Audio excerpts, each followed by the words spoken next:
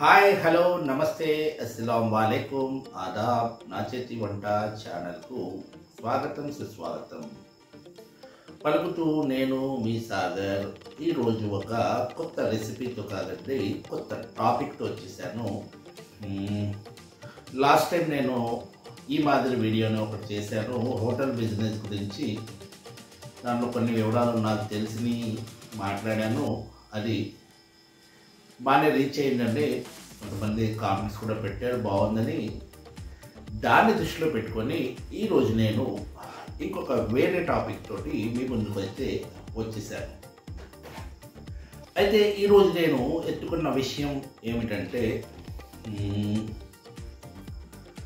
Loan ఏదైతే కట్టవలసింది ఉందో దాని నిమిత్తం వచ్చే ఫోన్ల గురించి మీరు భయపడుతూ ఏ టైంలో ఎవరు ఫోన్ చేస్తారో, ఏ టైంలో ఎవరు ఇంటికి వస్తారో, ఎప్పుడు ఎవరికి ఏం చెప్పాలో అన్న ఉద్దేశంతో భయపడుతూ గడిపేవాళ్ళు ఎవరైతే ఆ పొజిషన్లో ఎప్పుడు ఉన్నారో వాళ్ళకి స్టార్టింగ్లో అసలు ఆ సిచ్యువేషన్కి రావడానికి గల కొన్ని విషయాలు అయితే నేను ఇక్కడ మీ ముందు ఉంచబోతున్నాను.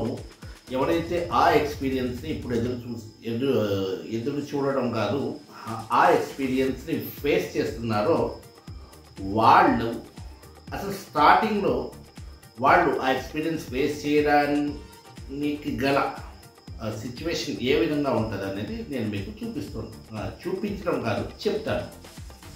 అయితే నార్మల్గా మీ లైఫ్ ఒక విధానంలో సాగిపోతూ ఉంటున్నప్పుడు మీకు ఏదైతే అవసరాలు ఉన్నాయో ఆ అవసరాలు మ్యాక్సిమం పూర్తయిపోతూనే ఉంటాయి. అంటే మీకు ఆప్షన్స్ అంటూ పెద్దగా ఆ టైంలో ఉండవు. డైలీ మీ వర్క్ ఏదో మీరు చేసుకుంటారు. ఆల్రెడీ మీ దగ్గర వెహికల్ ఉంటుంది, ప్లస్ ఏమో ఒక ఫోన్ ఉంటుంది. ఒకవేళ అద్దెంట్లో ఉంటే కనుక ఆ అద్దె ఏదైతే ఇవ్వగలుగుతారో అంతవరకు మీరు సంపాదించుకుంటూ ఉంటారు. అలాగే మీ ఫ్యామిలీ, మీ పిల్లలు ఎంత కావాలో అంత మీరు ఏర్పాటు చేయగల సిచ్యువేషన్లో అయితే ఉంటారు. అయితే ఇక్కడ జరుగుతున్నది ఏంటంటే ఇప్పుడు ఏదైతే మనం ఇంటికి సంబంధించిన వస్తువులు ఏదైతే మనం కొనుక్కుంటున్నామో ఆ వస్తువులు కొనుక్కోవడానికి ఏంటంటారు అది నో కాస్ట్ ఈఎంఐ అనేది ఒక ఆప్షన్ అయితే ఈ మధ్యకాలంలో వచ్చేసింది. ఈ మధ్యన నేను గత 10-15 ఏళ్ళ నుంచి ఉంది అది. అంటే అంతకుముందు దాని నిమిత్తం పెద్దగా ఎవరు పట్టించుకునేవాడు కాదేమో మేబీ. సరే, తీసుకున్న వాళ్ళు కట్టుకోగలిగిన వాళ్ళు కట్టేసుకుంటూ వాళ్ళు బాగానే ఉన్నారు. అయితే ప్రస్తుత పరిస్థితుల్లో నో కాస్ట్ ఈఎంఐకి సంబంధించి ఒక ఫ్రిడ్జ్ కానీ టీవీ కానీ ఏదన్నా సరే మీ ముందుకు ఆ ఆప్షన్ దసరా పండగకో లేకపోతే సంక్రాంతి పండగకో ఆఫర్స్ పెడుతున్నప్పుడు వాళ్ళు ఒక పాంప్లెట్లోనో లేకపోతే పేపర్ యాడ్లోనో కేబుల్ టీవీ యాడ్లోనో మీ ముందుకు దాన్ని తీసుకొస్తారు. తీసుకొచ్చినప్పుడు 10,000 రూపాయల టీవీ 10,000 రూపాయలే, 10 నెలలు కట్టేసుకోండి, నెలకు 1,000 రూపాయలు చెప్పున అన్న ఏదైతే అవకాశం ఉందో ఆ అవకాశాన్ని మిమ్మల్ని వినియోగించుకునేలాగా వాళ్ళు అక్కడ సిచ్యువేషన్ అయితే క్రియేట్ చేస్తున్నారు. ఆ విధంగా సిచ్యువేషన్ క్రియేట్ అయిన తర్వాత టీవీ ఏదైతే ఉందో అక్కడ ఫార్మాలిటీస్ పూర్తి చేసి మీరు ఇంటికి తెచ్చేసుకుంటున్నారు. అయితే ఆ టైంలో మీ దగ్గర పాన్ కార్డు ఉంటే ఓకే, లేకపోతే పాన్ కార్డు ఏదైతే ఉందో చేయించుకోమంటున్నారు. అది చేయించుకొని వెళ్తే పాన్ కార్డు తీసుకొని వాళ్ళు వెంటనే మీకు ఆ సిచ్యువేషన్ ఏదైతే ఉందో దాన్ని పూర్తి చేసేసి మీకు ఆ టైంలో ఏదో 800 600 ఎంట్రీ ఫీజు అనేసి కట్టించుకొని ఆ వస్తువు మీకు ఇచ్చి పంపించేస్తారు. టీవీ అనుకోండి, లేకపోతే మొబైల్ ఫోన్ అనుకోండి, ఫ్రిడ్జ్ అనుకోండి, ఏసీ అనుకోండి, ఏదైనా సరే. ఎందుకంటే అది ఆ టైంలో ఒక 500 రూపాయలు జేబులో అలా పెడితే మీ ఇంటికి వస్తువు వచ్చేస్తుంది. కాబట్టి మీరు కూడా కాంప్రమైజ్ అయిపోతారు. సో ఇక్కడతోటి విషయం ఎండ్ అవ్వలేదు. ఒక 4 నెలలు కానీ 5 నెలలు కానీ మీరు వాయిదాలు కరెక్ట్గా కట్టిన తర్వాత మీకు ఫోన్ వస్తుంది. మా కంపెనీ నుంచి మీకు పర్సనల్ లోన్ ఆఫర్ ఉందండి అనేసి వస్తుంది. ఫస్ట్ ఫోన్కి మీరు ఏం చేస్తారు? అవసరం లేదండి అంటారు, అంటే కట్ చేసేస్తే మళ్ళీ 4 రోజుల తర్వాత, వారం తర్వాత మళ్ళీ ఫోన్ వస్తుంది. సార్ పర్సనల్ లోన్ గురించి మీరు ఆలోచించండి ఒకసారి, ఎందుకంటే మీరు వాయిదాలు ఏదైతే ఉన్నారో అవి కరెక్ట్గా కట్టారు, కట్టబట్టి మీకేమో ఈ అవకాశం వచ్చింది. బహుశా ఇది పూర్తయిపోయిన తర్వాత మళ్ళీ ఆఫర్ వస్తుందో రాదో అనేసి ఆ ఏజెంట్ మీకు చెప్పడం జరుగుతుంది. అప్పుడు మీరు ఏం చేస్తారంటే సెకండ్ టైంలో వడ్డీ ఎంత అని అడుగుతారు. ఆ వడ్డీది ఏముందండి, 2 రూపీస్ లేకపోతే 2.5 లేదా అలాగా వాళ్ళు ఏదైతే వడ్డీ ఉందో అది చెప్పి ఇన్ని వాయిదాల కింద సులభంగా కట్టేసుకోవచ్చు, మీ పేరు మీద ₹1,00,000 వచ్చింది లోను, లేకపోతే మీ పేరు మీద 50,000 వచ్చింది అనేసి చెప్పడం జరుగుతుంది.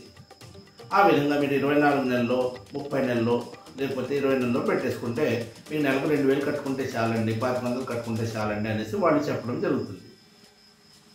ఆ విధంగా చెప్పినప్పుడు కూడా మీరేం చేస్తారంటే ఆలోచించి చెప్తామండి అని ఫోన్ పెట్టేస్తారు. ఈ లోపల మీ మనసులో ఏదైతే ఆ విషయం లోన్ ఉందో అది రోల్ అవుతూ ఉంటుంది అన్నమాట. ఇక్కడ లోన్ ఇస్తానన్నాడు, నేను ఎవరి దగ్గరికి వెళ్ళక్కర్లేదు, లోన్ అయితే కాళ్ళ దగ్గరికి వచ్చేసింది, నేను పక్కింటోన్నో ఎదురింటోన్నో ఆ షాప్ దగ్గర ఎవరినన్నా సెంటర్లో అడిగినా లేకపోతే వేరే చోట అడిగినా వాళ్ళేమో ప్రామిసరీ నోట్లు ఇమ్మంటున్నారు, తెలిసిన వాళ్ళ చేత చెప్పించమంటున్నారు. ఇన్ని అవసరాలు లేకుండానే నాకు ఈ లోన్ ఏదైతే ఉందో నా దాకా వచ్చేసింది. ఒకవేళ తీసుకుంటే ఆ 50,000 తోటి ఇంట్లో ఏమన్నా అవసరాలు పూర్తి చేసుకుందాము, లేకపోతే ఇంట్లో వేరే ఏదన్నా అవసరమైన వస్తువు ఏదన్నా కొనేద్దాము ఆ డబ్బులతోటి, లేకపోతే బైక్ మార్చేసి ఇప్పుడున్న బైకు తీసేసి ఇంకో బైకు కొత్తది కొనేసి ఈ వాయిదాలు అయితే కట్టుకోవచ్చు కదా అన్న ఆలోచనలు ఏదైతే ఉన్నాయో మీలో మీకు తెలియకుండానే పుడుతూ ఉంటాయి అన్నమాట, జన్మిస్తూ ఉంటాయి లోపల నుంచి. ఉదయం ఒకలాగా అనిపిస్తుంది, మధ్యాహ్నం ఒకలాగా అనిపిస్తుంది, సాయంత్రం ఒకలాగా అనిపిస్తుంది, మళ్ళీ రాత్రి పడుకునేటప్పుడు అయ్యే ఆలోచనలు. ఇక్కడ వరకు బాగానే ఉంది. ఇంకా ఆఫరు వారం రోజుల్లో అయిపోద్ది అన్నాడు కదా ఆయన అనేసి ఒక్క ఫోన్ మీరు చేస్తారు, అక్కడితోటి స్టార్ట్ అవుతుందండి. ఆ విధంగా ఆ లోన్ని మీరు పొంది మెల్లిగా కట్టుకుంటూ ఉంటారు.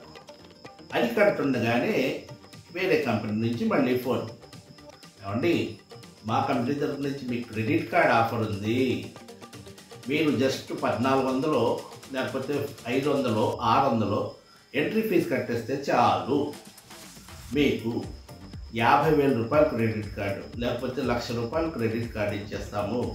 మీరు ఒకసారి షాపింగ్ చేసుకుంటే 40 రోజుల దాకా కట్టక్కర్లేదు, 40 రోజుల తర్వాత కట్టుకుంటే సరిపోతుంది. ఎందుకు అంటే మీరు పాత కరెక్ట్గా కడుతున్నారండి అందువల్ల అనగానే మళ్ళీ మన ఆలోచనలు రోల్ అవ్వడం స్టార్ట్. మళ్ళీ ఆలోచించుకుంటూ సరే క్రెడిట్ కార్డ్ అంటున్నాడు కదా, ఈ క్రెడిట్ కార్డు కూడా తీసుకుంటే వాడకుండా జేబులోనే పెట్టుకుందాము, అవసరానికి పనికి వస్తుంది, ప్రస్తుతానికి అయితే వాడొద్దు, ఎలాగ మన దాకా క్రెడిట్ కార్డు వచ్చేసింది కాబట్టి జేబులో పెట్టేసుకుని ఉంటే అవసరం అయితే వాడచ్చు, లేకపోతే అక్కర్లేదు అనుకుంటాం. అయితే ఆ క్రెడిట్ కార్డ్ యాక్టివేషన్ అవ్వడానికే ఫస్ట్ పర్చేస్ చేయాలి కదా, అక్కడికి వెళ్ళి 200 2,000 ఏదో ఒకటి ఫస్ట్ యాక్టివేట్ అయితే అయిపోద్ది. ఆ తర్వాత గ్రాసరీకి క్రెడిట్ కార్డు, బట్టలు కొనుక్కోవడానికి క్రెడిట్ కార్డు, అదేదో చేయడానికి క్రెడిట్ కార్డు, ఇంకా ఇంకా ఇంకా రకరకాలుగా క్రెడిట్ కార్డు వాడడం మొదలవుతుంది. వాడుతున్నప్పుడు తీసుకుంటున్నది 5,000, తీసుకుంటున్నది 2,000, తీసుకుంటున్నది ₹1,000 కదా అన్న లెక్కలు మనసులో వస్తూ ఉంటాయి. కానీ ఆ పెళ్ళి వచ్చినప్పుడు 25,000 లేకపోతే 20,000 వస్తుంది. ఆ 20,000 గురించి మళ్ళీ ఎవరి దగ్గరన్నా తీసుకెళ్ళి దాన్ని కడితే నెక్స్ట్ మంత్లో మళ్ళీ కొన్ని 20,000తో ఆపేస్తామంటే మళ్ళీ ఫ్రీ అయిపోద్ది కదా కార్డు, మళ్ళీ స్టార్టింగ్ ఈ లోపల ఈ లోన్లు. అలాగా మీరేమవుతుందంటే ఒక టీవీ దగ్గర నుంచి స్టార్ట్ అయిన మీ ఈ జర్నీ ఏదైతే ఉందో దగ్గర మీ యొక్క సిచ్యువేషన్స్ ఏదైతే ఉన్నాయో దాన్ని బట్టి, మీ సంపాదనని బట్టి మీ ఆలోచనల యొక్క ఆ స్పీడ్ అయితే ఉందో దాన్ని బట్టి 4-5 రకాలుగా ఒక పర్సనల్ లోను, ఒక క్రెడిట్ కార్డు, ఒక వెహికల్ లోను, ఒక వేరే లోను, ఏదేదో లోన్లతోటి ఒక 5-6 అకౌంట్లు అయితే మీ లైఫ్లోకి ఎంటర్ అయిపోతాయి. ఈ విధంగా ఎంటర్ చేసుకొని మనం కట్టలేని పరిస్థితి ఏర్పడిపోయి అప్పుడు ఈ ఫస్ట్లో మనం చెప్పుకున్న విషయాలు ఏదైతే ఉన్నాయో, ఎవడు ఫోన్ చేస్తాడో, ఎవడి ఇంటికి వస్తాడో, ఎవరికి ఎలా సమాధానం చెప్పాలో, ఏమి చెయ్యాలో ఏమి తెలియని పరిస్థితి. ఇలాంటి సిచ్యువేషన్స్లో మన లైఫ్ ఏదైతే సాఫీగా సాగుతున్న లైఫ్ ఉందో అది కష్టాల్లోకి నెట్టబడుతుంది కదండి. మనమే నెట్టేసుకుంటున్నాం, మన చేతులతోటి మనమే మన లైఫ్ని కష్టాల్లోకి నెట్టేసుకుంటున్నాం.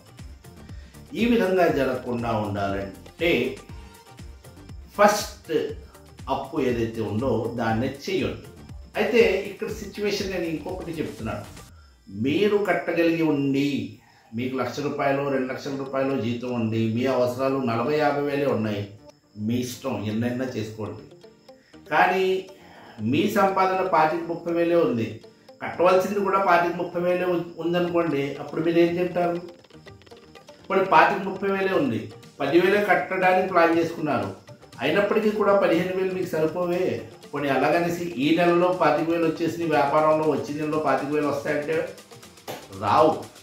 ఈరోజు ₹100 సంపాదిస్తే రేపు 200 రావచ్చు, లేకపోతే రేపు పోనీ కాకపోవచ్చు. చిన్న చిన్న వ్యాపారాలు చేసుకునేవాళ్ళు. అయితే ఈ క్రెడిట్ కార్డులకి, పర్సనల్ లోన్స్కి టార్గెట్ ఎవరో తెలుసా? వాళ్ళే. చిన్న ఉద్యోగాలు చేసుకునే వాళ్ళు, చిన్న వ్యాపారాలు చేసుకునే వాళ్ళు, మధ్యతరగతి వాళ్ళు. వీళ్ళనే వాళ్ళు టార్గెట్ చేసి ఏదైతే ఈ లోన్స్ యొక్క రొంపి ఉందో దాంట్లోకి దించుతారన్నమాట. కనుక మీరు స్టార్టింగ్లోనే అలర్ట్ అయిపోతే, ఫస్ట్ లోన్కే మీరు వద్దని కాంప్రమైజ్ మిమ్మల్ని మీరు చేసుకుంటే ఫ్యూచర్ మీది చాలా బాగుంటుంది. ఎందుకంటే పెద్దలు కూడా చెప్పిన విషయాలు ఉన్నాయి మనకి. ఆ దుప్పటి ఎంతవరకు ఉందో అంతవరకే కాళ్ళు చాపాలి, కాళ్ళు బయటకు వచ్చేసేటంతగా దుప్పటి బయటికి కాళ్ళు వచ్చేసేటంతగా చాపొద్దు అనేసి. అది చాలా మంచి విషయం అన్నమాట. దాన్ని మనం మర్చిపోయాం. ప్రస్తుతం సమాజంలో అందరూ మర్చిపోయి ఈ లోన్ల వ్యవహారంలో చాలా ఇబ్బందులు పడుతున్నారు. ఎంతోమంది ఆత్మహత్యలు కూడా చేసుకుంటున్నారు. కనుక ఇలాంటి సిచ్యువేషన్స్ని మీ లైఫ్లో మీరు తీసుకొని రాకుండా ఉండాలంటే ఫస్ట్ మీకు వచ్చే ఏదైతే లోన్ ఆఫర్ ఉందో దాన్ని తిరస్కరిస్తే కనుక తప్పకుండా మీ లైఫ్లో మీరు విజయం సాధించినట్టే. కనుక నేను ఇక్కడ మీకు నాకు ఏ విధంగా అయితే దీంట్లోకి నెట్టబడతారు అన్న విషయాలు నా స్టైల్లో, నా భాషలో చెప్పాననే అనుకుంటున్నాను. బహుశా ఇవి మీకు నచ్చితే ఒక లైక్ కొట్టండి, అలాగే షేర్ కూడా చేస్తే ఇంకా వేరే వాళ్ళకు కూడా ఈ విషయాలు అర్థమై ఒకవేళ వాళ్ళు నా మాటలతోటి కనుక రక్షింపబడితే నాకు అంతకన్నా ఏమి వద్దు. జస్ట్ ఒక మిమ్మల్ని ఎడ్యుకేట్ చేయడం గురించే ఈ వీడియో అయితే నేను చేశాను. అలాగే తప్పకుండా ఇంకొక కొత్త టాపిక్ తోటి ఇంకొక కొత్త వీడియోలో కలుస్తాను. నమస్తే.